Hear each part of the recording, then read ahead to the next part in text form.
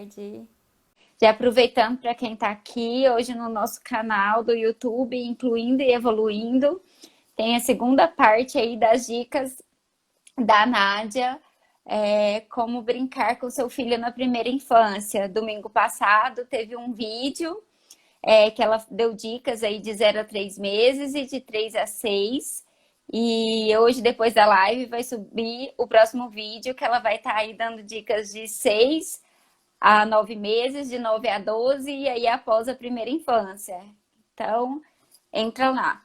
Ó, a Carla tá falando que não tá conseguindo. Gente, só um minutinho, por favor. Agora sim! Ah, agora sim. Olá, Carla. Boa tarde. Boa tarde! Tudo bem? Tudo bem? Que bom estar aqui. Ai, eu que Gostaria de agradeço. agradecer. Obrigada por ter aceito o convite, Carla, e vir dividir conosco um pouquinho aí do seu conhecimento. E aí, já aproveitando, Carla, já aproveita e se apresenta para o pessoal que está aqui conosco. Bom, boa tarde a todos. Eu gostaria primeiro de agradecer eu e você, né, pelo convite, para eu poder estar aqui falando da minha profissão, falando de desenvolvimento infantil, que é algo que eu sou apaixonada. E vou fazer uma breve apresentação. Eu sou fisioterapeuta, sou proprietária da Desenvolver, sou formada há 15 anos pela Unesp. Desde então eu atuo na área de reabilitação infantil, tenho pós-graduação em neuropediatria. Desde 2006 aí eu atuo usando o conceito BOBAT e fiz a especialização em síndrome de Down pelo CETEC com o Dr. Zan e mais recentemente o Pedia Suite. E hoje eu estou aqui para falar dessa abordagem fisioterapêutica, né, no desenvolvimento infantil, também para responder algumas dúvidas das pessoas que estão assistindo a gente, para a gente conversar aí um pouco sobre esses recursos terapêuticos, sobre a rotina. E aí, pessoal, se alguém for tendo dúvidas ao longo da live, pode ir fazendo pergunta, que aí a gente vai tentando parar assim, entre uma explicação e outra e ir respondendo vocês. Então, Isso mesmo. né? Pode ser, Carla? Carla, então, para começar, explica para a gente, por favor, como que a fisioterapia ela pode ajudar aí no desenvolvimento infantil? A fisioterapia, né, ela atua no desenvolvimento infantil visando estabelecer ou restabelecer uma funcionalidade de movimento.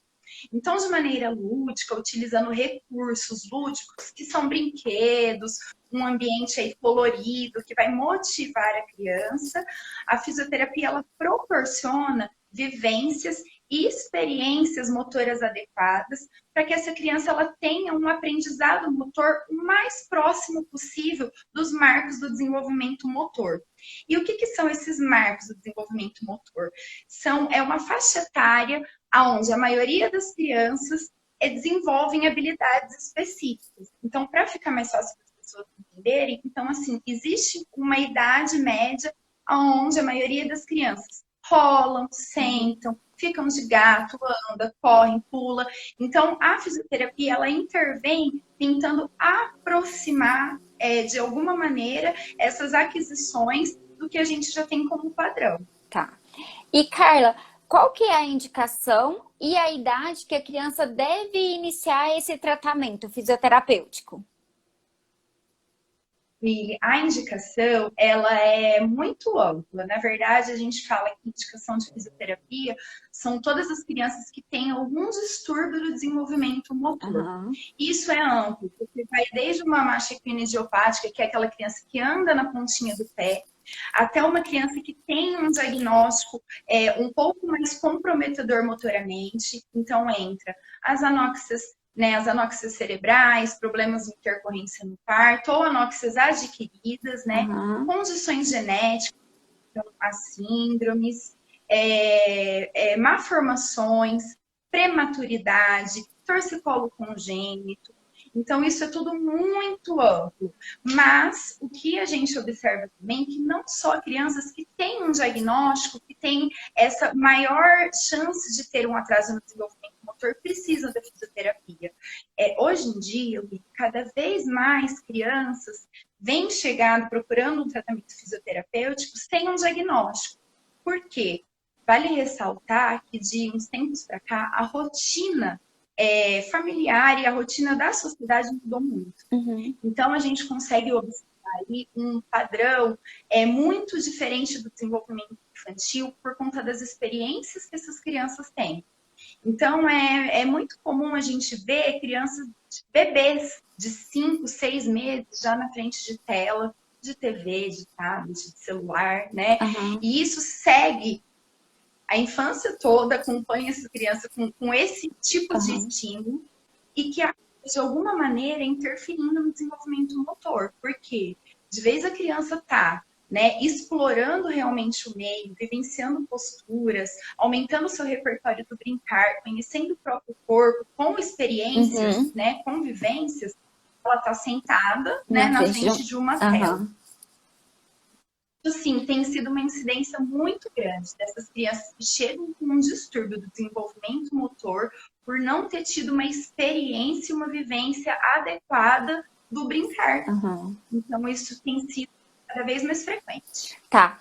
E quando a gente fala nesse tratamento, Carla, quem que deve indicar esse tratamento? Esse tratamento deve ser indicado por quem? A pessoa, para chegar até aí no seu consultório, ele tem que ter já, vamos dizer assim, um encaminhamento médico ou não? Tá. Eu vou responder essa e vou voltar, que acho que ficou para trás, que você falou a idade, né? Isso. Qual que é a idade que a criança deve iniciar o tratamento? Isso. Bom, a criança, normalmente ela chega na fisioterapia, a gente fala de 3 maneiras, né? A maior parte realmente vem com essa indicação médica, mas também os outros profissionais que acompanham aí a vida da criança acabam fazendo essa indicação. Então, tanto as colegas de equipe multidisciplinar, que são ocupacionais, fono, psicólogas, psicopedagogas, a escola, sendo que a criança também permanece grande na escola e às vezes essa percepção da disfunção motora vem com o olhar das professoras, da pedagoga da escola, ou então a própria família que tem essa percepção que algo está diferente do que era, né, para seguir no desenvolvimento da criança. Então, a criança ela não precisa necessariamente vir ou procurar, né, um fisioterapeuta por um encaminhamento médico. A família que tem essa percepção também pode buscar avaliação fisioterapêutica. Carla, quando você fala assim nessa percepção familiar, eu acho que é importante a gente dar uma ressaltada aqui na questão que hoje a gente escuta muito falar assim, cada criança tem seu tempo, cada criança tem seu tempo. E às vezes, para a mãe, para o pai, para o familiar que está ali próximo, é difícil você encarar que a sua criança, às vezes, precisa... Porque às vezes a pessoa acha assim, nossa, ela tá com um problema, vai ser taxada porque eu tô levando ele num terapeuta. Então, aí acaba que as pessoas, às vezes, se esconde atrás desse cada criança tem seu tempo e pode ser que passe aí, porque até foi o que a gente comentou de quando deve procurar, né? Então, assim, eu acho que nessa questão seria bom também, né? A família estar de olho, porque embora cada um tenha seu tempo, tem que ter um padrão, né? De desenvolvimento. Tá? Principalmente a gente observa isso quando é o primeiro filho da família. Porque, às vezes, a gente vê que as famílias que já têm, né, a criança... Quando você já tem um filho, já passou pela experiência, meio que você já sabe o que esperar. Você já tem um padrão comparativo, né? Eu não gosto muito de usar esse comparativo, mas você já tem um padrão daquilo que vai acontecer.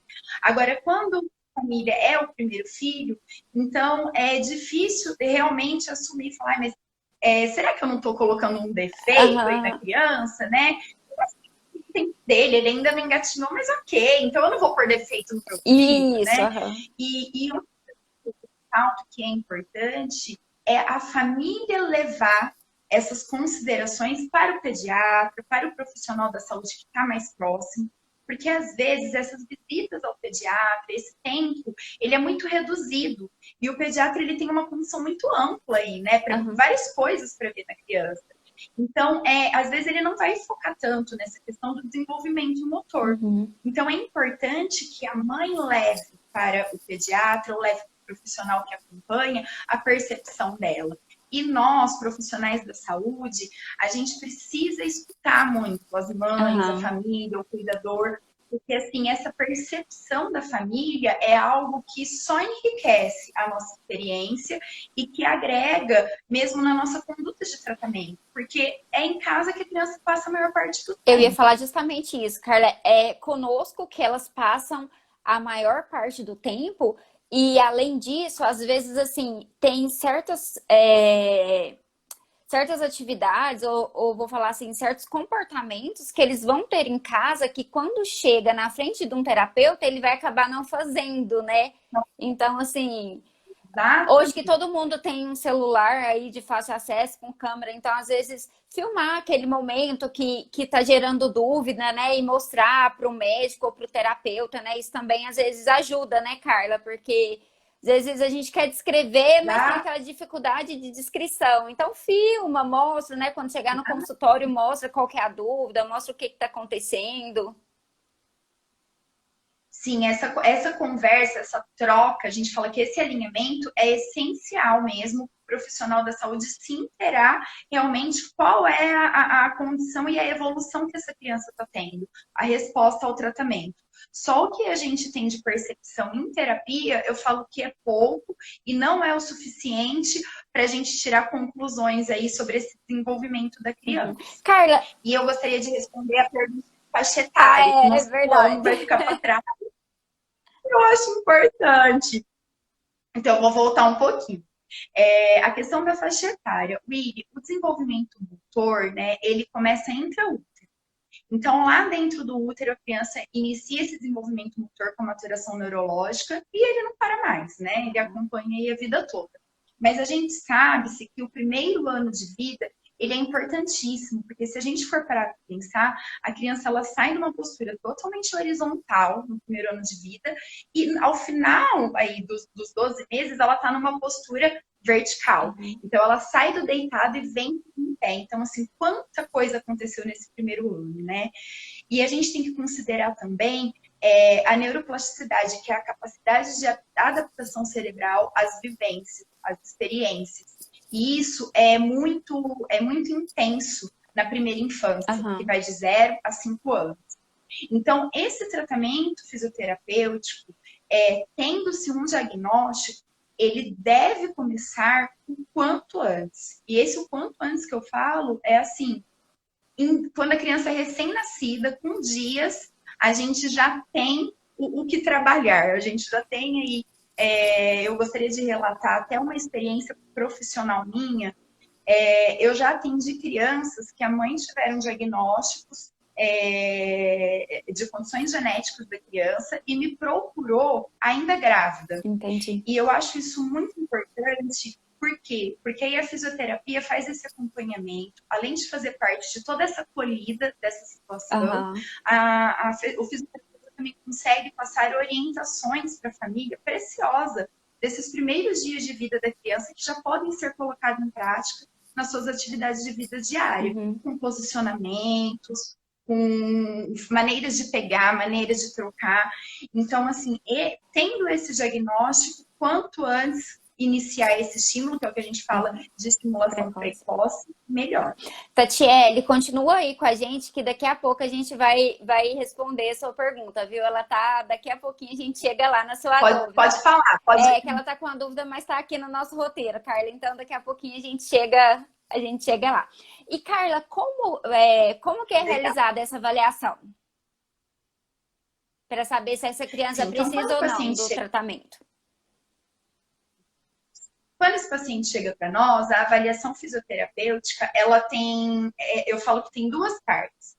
Uma parte é uma avaliação não estruturada, aonde o fisioterapeuta vai realizar um exame físico da criança, e aí esse fisioterapeuta ele vai usar toda a experiência dele mesmo profissional e se basear profundamente aí nesses marcos do desenvolvimento do motor e no que a gente tem de padrão de normalidade para detectar aí alguma disfunção. Tá.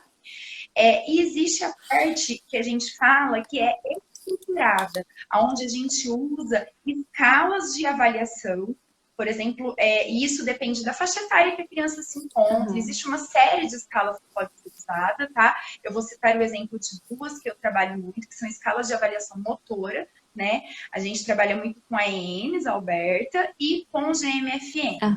Então, são escalas que, dependendo da faixa etária que a criança tá, você vai realizar a aplicação dessa escala. E isso é muito importante, porque isso a gente vai te dar um olhar não tão subjetivo quanto uma avaliação uma avaliação física, né? Porque é uma avaliação padronizada.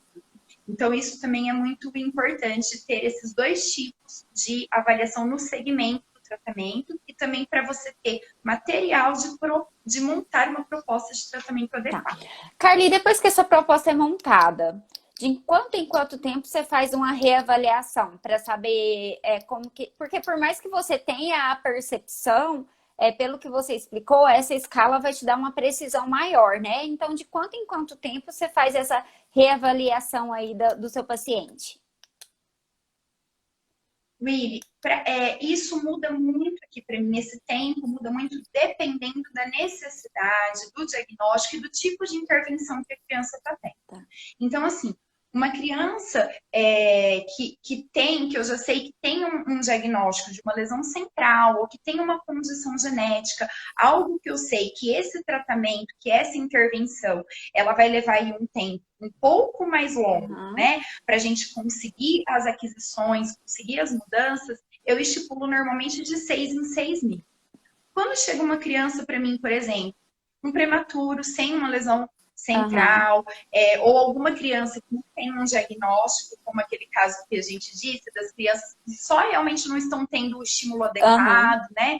Normalmente eu faço essas reavaliações com um tempo mais curto, porque eu sei que com uma intervenção menor, eu já consigo observar e ter percepção de uma resposta, né, mais eficaz. Então, aí eu estipulo um tempo menor, de 2, de 3 meses. Tá. Carla, e quando você faz esse programa de tratamento e essas reavaliações, você consegue passar aí para os pais uma data provável de alta para esse paciente? Ou a físio é mais ou menos igual a TO, porque na live com a TO as meninas brincaram que o paciente é um casamento com a TO, né? Ele cresce fazendo a TO. A fisioterapia segue a mesma linha da terapia ocupacional ou é diferente? Pili, nunca. Só com uma avaliação a gente realmente não consegue ter percepção ou algum prognóstico aí de alta, né? Nem só com a avaliação e nem só com o diagnóstico da criança, né? Porque é necessário realmente começar esse trabalho, começar essa intervenção e saber que cada criança mesmo é única, tem o seu tempo, tem um tempo de reorganização e tem uma resposta àquele estímulo. Mas o que a gente sabe é que, de acordo com o diagnóstico, existe sim mudança do tempo de acompanhamento da fisioterapia. Então, vou dar um exemplo, às vezes, para ficar mais claro. Quando a criança tem um diagnóstico de uma lesão central, então uma criança que tem paralisia cerebral, que tem um histórico aí de anóxia de lesão central, normalmente é uma criança que eu sei que vai chegar para avaliação comigo e que é o que você comentou que aconteceu na live da osteose. Ela vai casar comigo, né? Ela vai passar, a maioria das vezes, toda a infância dela comigo, e aí de 0 a 12 anos, e aí ela vai mudar de fisioterapeuta, ela vai para um fisioterapeuta a partir de 12 anos, que vai ter esse foco já num outro tipo de desenvolvimento, e às vezes ela segue essa fisioterapia com ela e a vida toda, né? Agora a criança, por exemplo, que tem uma condição genética, né? Eu vou citar o exemplo das crianças com T21, com síndrome de Down. A gente já sabe que essas crianças, elas só passam por mim, assim, brevemente, diferente do que acontece com essas crianças na TO e na FOM, né? Por quê? Porque essas crianças, elas tendo conquistado as principais habilidades motoras dos marcos do desenvolvimento, elas vão ter alta, elas estão prontas. Eu falo assim, ó, andou, subiu, desceu a escada, correu e pulou, tchau, vai curtir a pracinha, vai brincar na escola, né? Então aí a gente vai com um cuidado de auxiliar a família na inclusão dessa criança no esporte, né, de rotina. Pode ser o esporte que a criança gostar, que a família preferir. Isso vai ser importante para a modulação de tônus da criança, para a manutenção do estado do alerta motor, mas não precisa mais de um direcionamento fisioterapêutico. E isso, William, é muito importante falar, porque existem pessoas e existem profissionais que às vezes seguram essa criança. E não é assim, essa criança ela está preparada para explorar o mundo, para aumentar o repertório motor dela, dessas habilidades que ela conquistou aqui, sozinha. Então eu falo que um bom profissional, a gente também tem que saber a hora de soltar a rédea, né? Porque o que tem que ter é autonomia para essas crianças. Carla, e para os pais também, às vezes, pode não ser tão fácil, né? Porque vou colocar no meu caso, que é o caso da T21, né? Que o filho tem síndrome de Down. A gente acostuma aí desde que o nascimento, a gente está todo dia numa terapia diferente, a gente está com vários terapeutas. Então, eu não sei qual que é a sua visão, mas às vezes deve ser difícil também para os pais quando fala assim, pronto, você não vai precisar mais de mim. Eu acredito que às vezes para os pais deve dar uma certa insegurança também, né? Fala assim, nossa, e agora? Ele não vai mais na fisioterapia? Ele vai continuar, vai conseguir continuar seguindo a vida tranquilamente? Então, assim, eu acredito que, e igual você falou, tem profissionais que segura e às vezes ele olha para o vizinho e aí o vizinho que tem a mesma condição do filho, com a mesma idade, está continuando nas sessões e o seu tá tendo alta. Aí você fala assim, nossa, e aí? Ele vai ter andamento? Não vai? Eu acredito que deva surgir esse medo também, essa insegurança para os pais, né? Isso é muito real, porque realmente os pais, eles estão acostumados, né? Desde que o filho era recém-nascido, a ter um direcionamento. Então, é o que você falou, é uma sensação de insegurança. Como que eu vou agora seguir sem aquele profissional me falando de o que eu devo fazer? Aonde que eu devo pôr essa criança para brincar? Aonde que ela tem que aprender a subir? O que ela precisa agora? Então, gera uma insegurança mesmo. Eu brinco que eu falo assim, que às vezes tem crianças que estão preparadas para dar alta e eu tenho que convencer os pais disso, porque eles precisam ser convencidos que essa criança está pronta para a alta, né? Mas é uma coisa que a gente tem que realmente levar muito a sério, de nunca segurar uma criança que está pronta, né? Porque eu acho que a gente tem que ter em vista um dos grandes objetivos aí do tratamento fisioterapêutico, que é promover a autonomia, né? E a autonomia é isso, é preparar essa criança, esse indivíduo para a vida. E é o que a não gente sonha, né? A autonomia do nosso filho e a independência, né? Então é por isso que a gente busca desde cedo esses profissionais, né? Para nos amparar. E, Carla, quais são as técnicas que a Desenvolver aborda e quais são os recursos que vocês utilizam? Bom, existem várias técnicas, Willy, que podem ser utilizadas aí nessa abordagem da físio, né, infantil. Aqui na Desenvolver, a gente aborda a técnica Bobat, né? Que na verdade é o conceito Bobat, o método neuroevolutivo, e ele se baseia muito no desenvolvimento motor normal. Nessa maturação do sistema nervoso, como ocorre esse desenvolvimento motor, né? Crânio caudal e através de abordagens de avaliação e de tratamento, eu falo que o Bobat ele busca resolução de problemas, de criança que tem algum tipo de disfunção de movimento, de disfunção postural, né? Então, através de repetições, através aí de vivências, de experiência, a gente vai tentar de maneira funcional, sempre num contexto funcional, né? Mostrando para a criança como que é esse aprendizado motor, mas mais do que isso, olhando ele, como é que ela vai realizar esse movimento? Qual é a qualidade do movimento? Carla, e esse Bobat que você trabalha é semelhante com o Bobat que a TO trabalha? É muito ótima a sua pergunta, porque assim, é o mesmo curso, a mesma formação, né?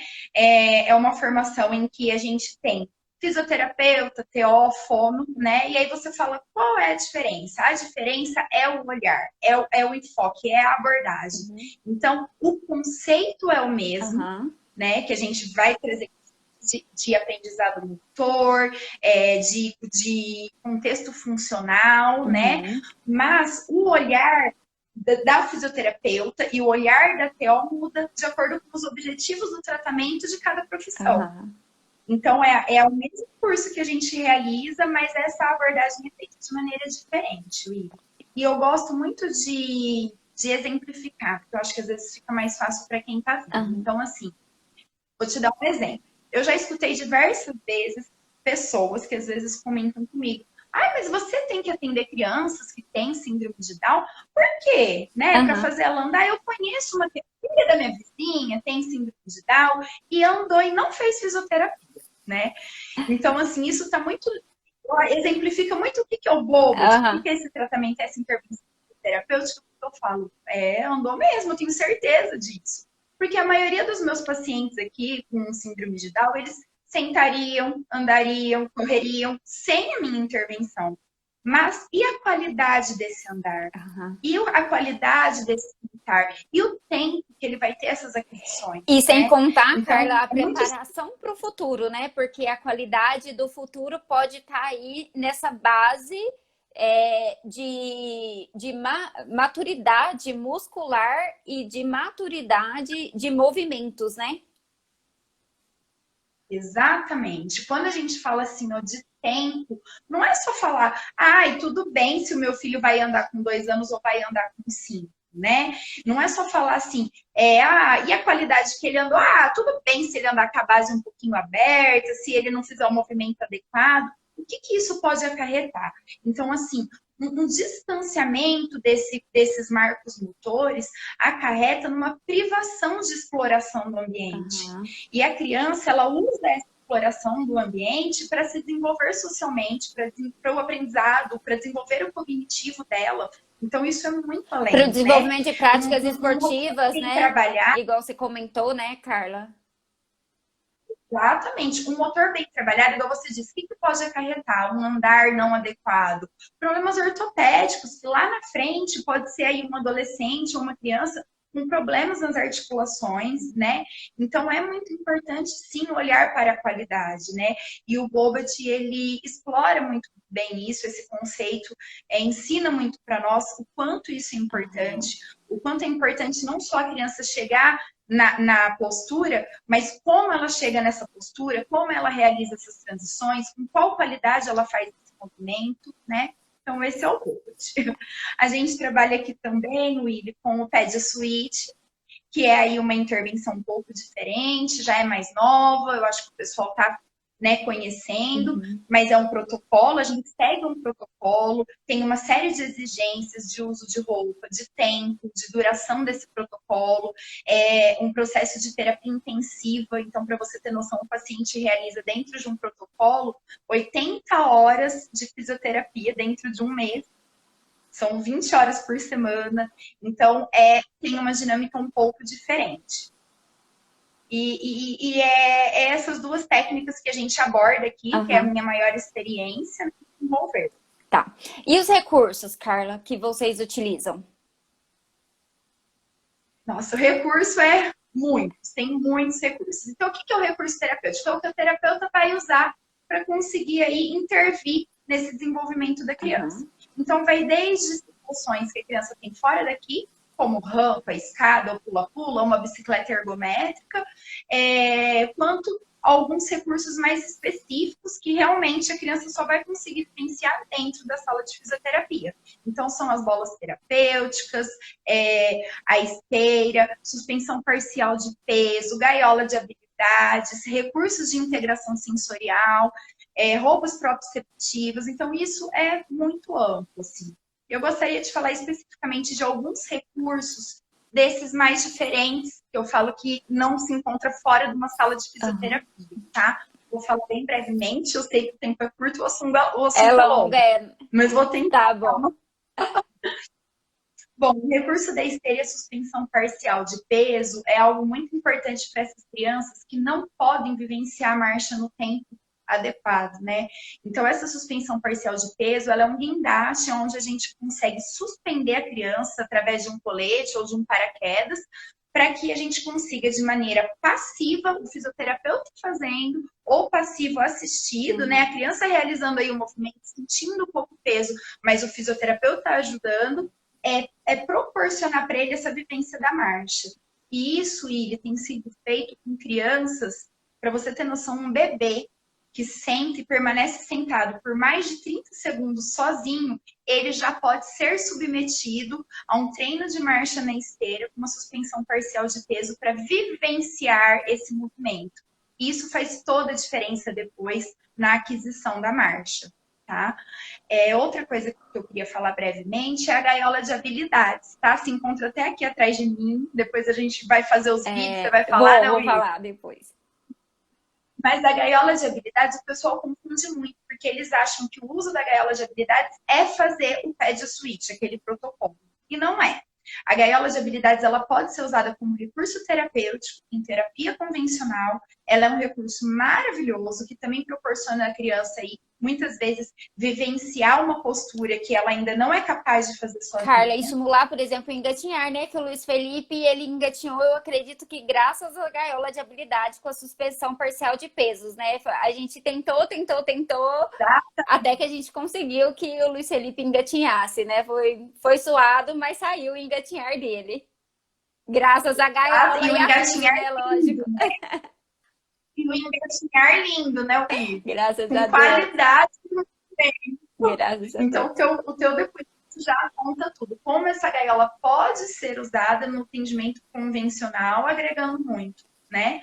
As roupas proprioceptivas, Willy, também é algo que você tem experiência, né? Eu vou falar brevemente. A criança que tem algum tipo aí de distúrbio funcional, normalmente ela não tem essa percepção do corpo dela em relação ao espaço da maneira que outras crianças têm. Então, a roupa proprioceptiva, ela promove essa organização dessa criança, uma modulação de tônus, um alinhamento postural, né? E isso faz com que a criança consiga aí executar a função motora ou o movimento de uma maneira mais adequada, tá? Eu tenho até aqui para mostrar brevemente dois tipos. Existem muitos tipos no mercado, marcas, né? Mas eu vou mostrar dois tipos que a gente usa aqui na Desenvolver, né, em terapia, e muitas vezes que a gente orienta para as mães comprarem e terem isso como um suporte na rotina diária da criança. Tá? Então, ó, essa é uma roupinha proprioceptiva. Ó, o material é essa daqui também, é uma roupinha. Essa daqui é em duas partes, ó, a blusinha e uma bermuda adutora, tá? Foi brevemente aqui só para exemplificar. E, pessoal, falar para eles, Carla, que às vezes, se eles tiverem, às vezes falar assim é meio que abstrato, né, para quem não conhece, mas dá uma olhada no meu feed, que tem vários vídeos do Luiz Felipe com os recursos que a Carla tá falando. E no Instagram da Desenvolver também, né, Carla? Tem bastante coisa. Então dá uma olhada tanto no meu Insta quanto no Insta da Carla, que vocês vão conseguir materializar essa explicação, vamos dizer assim. Ô, Willy, se você me permitir, eu gostaria agora de chamar a Lia, fisioterapeuta que trabalha aqui na Desenvolver comigo, para vir participar um pouquinho aqui da nossa live, agregando seu conhecimento, sua experiência. Eu vou convidar ela a fazer parte aqui. Por conta disso do distanciamento social, nós não estamos aparecendo juntos, não dá, porque teria que ficar muito próxima. Então, eu vou dar uma afastada e vou chamar a Lia para vir agregar aqui na nossa live, agora. Tá bom? Gente, mas depois eu volto para a gente continuar aqui nossa conversa. Tá bom. Gente, a Lília também... Obrigada você, Carla. A Lília também é uma fisioterapeuta maravilhosa, viu, pessoal? Também atende Luiz Felipe. Olá, tudo bem? Lília, fala um pouquinho de você pra gente.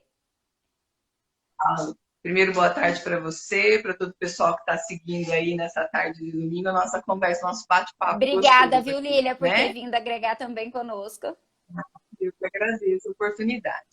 Willy, eu sou formada há 20 anos, mais ou menos, sou bem novinha de formação, né? Desde o primeiro ano de formada, eu já fiz minha especialização voltada para neurologia infantil e desde então venho sempre me habilitando. Também sou habilitada ao protocolo PED Suite, aos recursos da integração sensorial, né? As escalas que a Carla já falou. Já trabalho com a Carla há mais ou menos 10 anos, né, Carla? Mais ou menos. Mas em meados de 2018, ela me convidou para fazer parte aqui da Desenvolver, né, companheira aqui da Desenvolver, e fiquei muito feliz, porque a conhecia pessoalmente, né, e profissionalmente também eu sei da sua excelência. Então, além de agregar, eu acho que eu vim mais é aprender. Então, foi ótimo, tá? E, E Lili, eu queria falar... eu ia, Pode eu ia falar. pedir para você, como a gente está falando em recursos, né? Você pode falar para a gente sobre como que a bandagem terapêutica e o Ziclag podem contribuir no tratamento terapêutico? Tá, vou falar um pouquinho da bandagem, trouxe aqui meus recursos aqui no cantinho. A bandagem terapêutica, Willy, são essas faixinhas coloridas que a gente já viu vários adultos e crianças usando, né? Ela, hoje em dia, tem até temática para ser mais lúdico, para melhor aceitação das crianças, né? E são usadas em algumas especialidades da fisioterapia. A desportiva, a gente vê muitos atletas usando, a ortopedia e aqui na neurologia, adulto e infantil. Enfim, essas faixinhas a gente vai colar, elas têm uma tensão, elas são elásticas, e a gente vai usar diretamente sobre a pele. Então, vou falar rapidamente sobre o mecanismo de ação. Quando a gente cola essas faixinhas, os receptores da pele vão mandar uma informação para o sistema nervoso central. E esse sistema nervoso central, ele vai ter que interpretar essa informação, né? Vai ter um aprendizado com essa informação e uma memorização. E ele vai mandar uma resposta de volta. Normalmente, através da técnica de aplicação, essa resposta vai ser positiva aí. Ou numa desorganização sensorial, se eu quero trabalhar essa desorganização, tátil principalmente, vou te dar um exemplo prático para todos que estão assistindo poder entender. A criança hiperreativa, por exemplo, a uma textura diferente no chão, aos pisos diversos, ou a manusear objetos com texturas diferentes. Então, existem técnicas da bandagem que a gente vai trabalhar essa organização sensorial, com a luvinha sensorial, com a meinha sensorial. Por outro lado, a gente consegue intervir também na parte muscular, promovendo, facilitando uma contração muscular ou até um alongamento desse músculo, vai depender do meu objetivo. Lá na avaliação que a Carla falou, avaliei, coloquei minhas escalas, vou fazer o meu plano terapêutico. Cabe eu colocar minha faixinha lá, minha bandagem? Vai ser legal para o meu paciente? É isso que a gente tem que desenvolver no plano terapêutico, certo? E é muito fácil de uso, né? Compra o rolinho da bandagem, o profissional tem que ser habilitado para colocar, porque ele precisa entender desse mecanismo de ação e compreender, diante do quadro clínico da criança que ele avaliou e que ele está tratando, o que vai ser legal para ela, né? Em termos do distúrbio neurológico, para as nossas crianças que realmente têm distúrbio no sistema nervoso central, também conseguimos melhorar até a espasticidade, um padrão neurológico, um alinhamento biomecânico, através dos estímulos desses receptores da pele, tá? Existem algumas técnicas que a gente pode usar como protocolo, de 8 semanas, naquele mesmo ponto, em que a gente mede a faixinha antes de colocar, vai tirando os pedacinhos dela para aumentar a tensão e favorecer. Queria dar um exemplo na T21, que é o fortalecimento do abdominal. Pro sentar, a gente né? sabe que Sim, a gente sabe que esse abdômen é mais globoso, né? O abdominal mais distendido. Então, é muito comum a gente usar uma técnica em X ali no abdômen, né? Para a gente favorecer a contração abdominal. Então, uma melhor postura de tronco inferior, favorece o sentar, favorece até as posturas mais altas, né? Então, a gente usa e tem bons resultados. Vou falar um pouquinho do Ziclag, eu estou correndo um pouquinho, porque eu quero que a Carla volte para encerrar e terminar as perguntas, né? Tem muito assunto aí para uma live só. O Ziclag, ele vem nessa apresentação, tá? É um fitoterápico, Willy.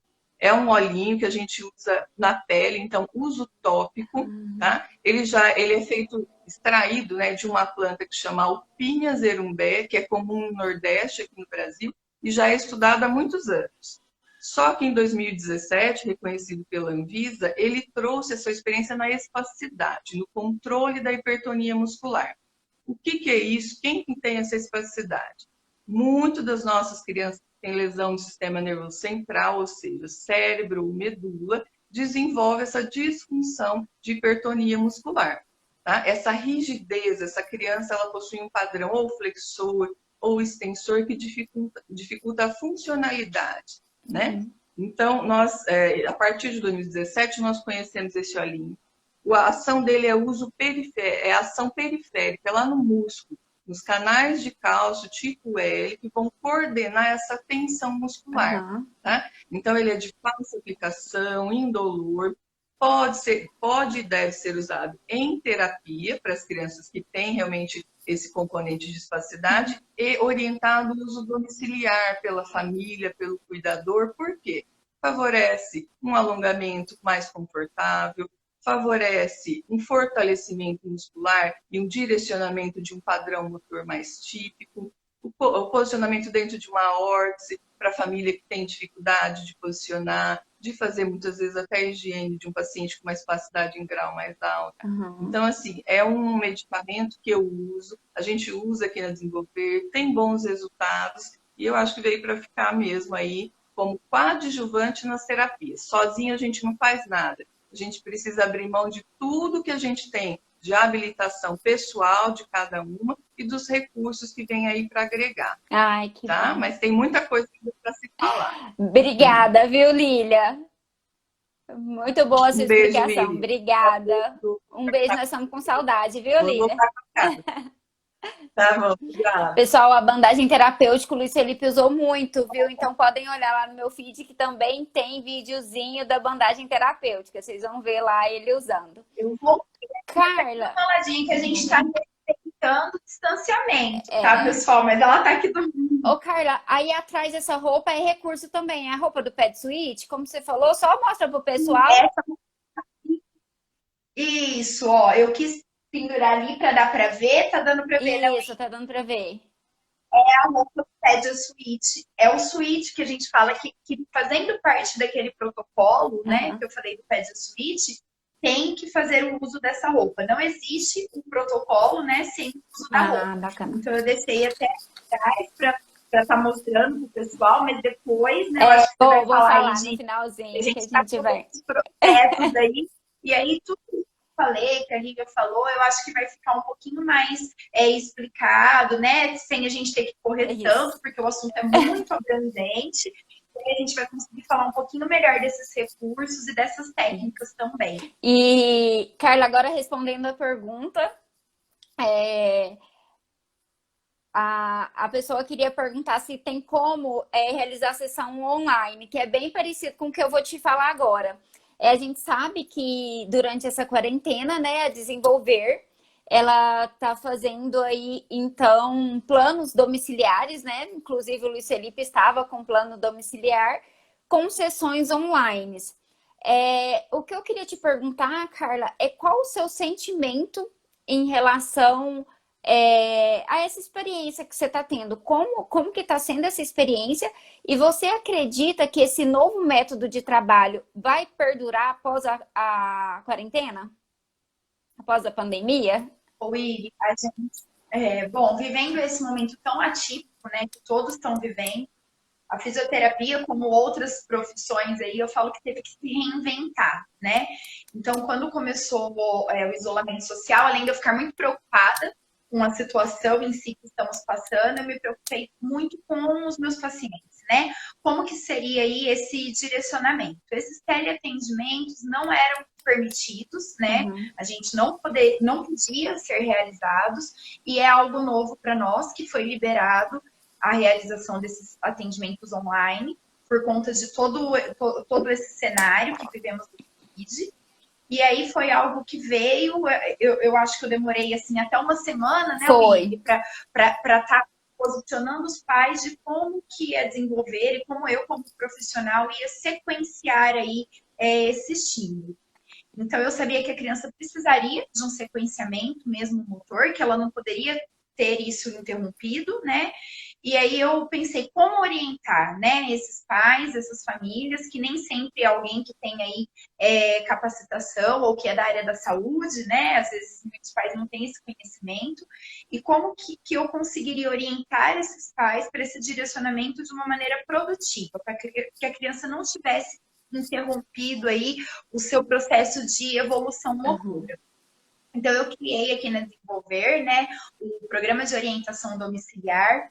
É um programa onde eu fiz personalizado para cada criança, situações, atividades em que a família iria expor a criança no seu dia a dia. Eu programei 20 minutos por dia de atividade direcionada em casa, com os recursos que os pais teriam em casa. Eu entrei em contato com cada pai, vendo o que seria possível com os recursos da casa, para esses pais estarem direcionando. E dentro desse programa, a gente tem um atendimento online, uma sessão online, né? De uma vez na semana, onde eu consigo, esses pais conseguem me mostrar um pouco desse direcionamento que foi trabalhado para a criança ao longo da semana. Eu consigo ter uma percepção melhor da resposta da criança e ir orientando, né, essa sequência de atividades. Tem sido muito positivo. Eu falo que foi, assim, um aprendizado para mim, como profissional, e eu acredito que para as mães Nossa, também. muito aprendizado, Carla. Eu quero que você fala como mãe, então eu vou falar da minha parte profissional. Foi um aprendizado porque a gente conseguiu enxergar a criança fora do ambiente da terapia, né? Ver as possibilidades dela fora, ver como que é essa continuidade do estímulo, daquilo que a gente coloca a criança, né, aqui na terapia, direcionando ela com técnicas, como que ela explora isso fora desse ambiente terapêutico. Então, foi muito rico, realmente está sendo um aprendizado. Eu acho, sim, respondendo a pergunta, que é algo que vem para ficar. Não que venha substituir aí uma intervenção direcionada, né, do profissional, mas para agregar ao tratamento, né? É uma experiência que eu vejo que hoje em dia, mesmo crianças que estão voltando no presencial, eu continuo com o processo de orientação domiciliar, porque é uma maneira dessa criança ter um direcionamento das atividades motoras com um olhar mais específico na sua casa, onde ela está, e tem sido aí a nossa reinvenção em época de Covid. Com certeza. Falando como mãe, né? Eu acho que é o que você falou, Carla. Eu acho que a gente consegue, através do seu olhar do outro lado da tela, explorar nosso ambiente de uma forma direcionada. Então, assim, a gente consegue fazer brincadeiras que tem um fundo terapêutico atrás. Então, assim, isso é muito bom e a gente aprende muito com vocês, com essas sessões online. E para mim está sendo muito enriquecedor. E o Luiz Felipe, graças a Deus, eu não vejo como ele teve nem um pouquinho de queda de desenvolvimento. Eu acho que foi muito ascendente aí. Nós observamos ótimos resultados com essa intervenção. E realmente, assim, a família, né, interagindo, a família mais a par do desenvolvimento, entendendo um pouco melhor, né? Eu falo que, assim, até valorizando, às vezes, um pouco mais o profissional, porque quando começou tudo isso, o pessoal falou, mas então a família vai perceber que não precisa mais. Nossa, a gente precisa muito. Não é fácil fazer o papel de fisioterapeuta. Tem que ter muito coluna, viu, Carla? Eu acho que vocês têm uma coluna diferenciada aí, porque não é fácil, não. Mas tem sido... Acho que os resultados são ótimos e está sendo muito bom. É uma experiência boa que eu acho que veio para ficar, que o Covid vai passar, né? Se Deus quiser, vai passar. E essa experiência do atendimento, do direcionamento domiciliar, vai continuar e deve continuar mesmo, agregando aí nos objetivos do tratamento fisioterapêutico. Carla, para encerrar, vou te perguntar rapidinho, porque nosso tempo tá... Agora a live corta e aí a gente fica pelo caminho. Mas, como você falou, alguns pacientes já voltaram. Como que a Desenvolver adequou aí seu ambiente para receber os seus pacientes nessa pandemia? Com segurança, né?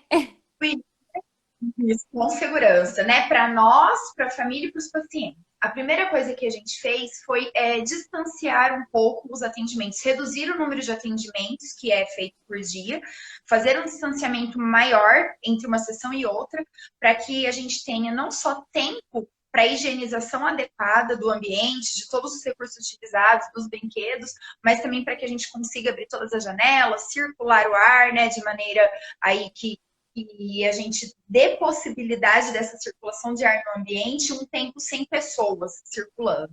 A gente reduziu o número de acompanhantes, então a gente está pedindo para que venha apenas um acompanhante por criança. E esse acompanhante, quando ele chega a desenvolver, a gente faz a higienização da mão da criança. O acompanhante ele recebe um kitzinho que tem um propé, que tem uma luva, ele faz a higienização das mãos, ele tira o sapato, deixa do lado de fora numa caixa que a gente deixou separado, coloca o kit, né, de proteção. A gente disponibilizou também máscaras, né, para a criança e para o acompanhante. E aí ele entra na sala e ele se mantém numa antessala, evitando circular pela sala de atendimento, para deixar essa sala de atendimento realmente para o terapeuta e para a criança. Uhum. Né? Tem sido esses os cuidados, a gente também está com toda a proteção individual necessária, né? E estamos tomando aí a cautela necessária para os atendimentos acontecerem com segurança. Carla, e eu queria agradecer aí como mãe, representando as mães, né? Que realmente eu tô me sentindo muito segura. Eu voltei com muito medo a levar o Luiz Felipe, mas na primeira vez que eu fui aí, eu já tive a certeza que eu realmente queria voltar, porque você realmente passou essa segurança pra gente, de que a gente poderia tá voltando, porque a gente sabe que a vida vai ter que ir retornando aos poucos, mas com uma nova rotina, com novos cuidados, com novas medidas, né? A gente vai ter que ter uma mudança cultural que seria em anos em pouco tempo. E, Carla, eu quero te agradecer. Muito obrigada por ter aceitado o convite.